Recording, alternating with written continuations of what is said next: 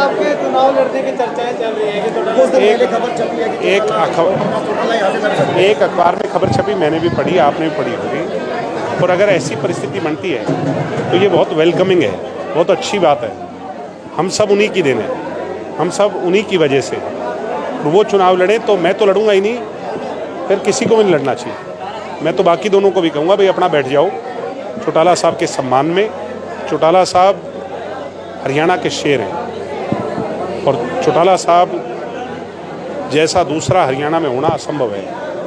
तो चौटाला साहब अगर चुनाव लड़ेंगे तो अगर मैंने नामांकन भर भी दिया, उसके बाद अगर वो भरते हैं तो मैं अपना नामांकन वापस ले लूँगा। ये तो तय ही है। उनके सामने चुनाव लड़ने का तो कुछ वाइल्डेस्ट ऑफ द ड्रीम में भी नहीं सोचता।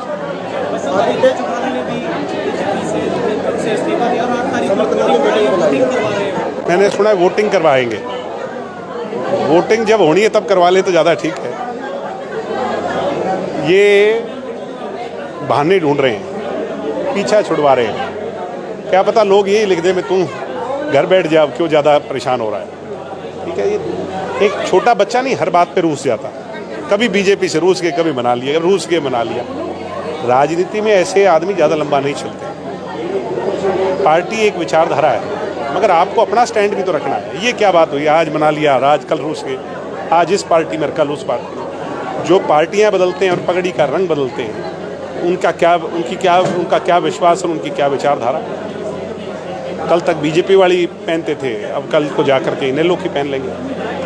तो ऐसे लोगों पर कोई किसी तरह का कोई भरोसा नहीं है। आपने सवाल उठाया उसका तो परिणाम नहीं है कि छोड़ दिए बीजेपी। मुझे लगता है और सस्ते में निपटेंगे। अभी चेयरमैन ही में निपटे थे, अब देख लेना और सस्ते में निपटे।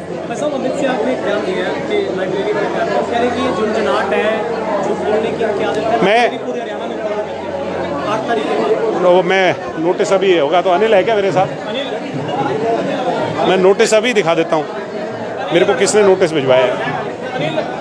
वो नोटिस की कॉपी निकाल जो अपने को भेजा है कांग्रेस वालों ने, चुनाव आयोग वाला।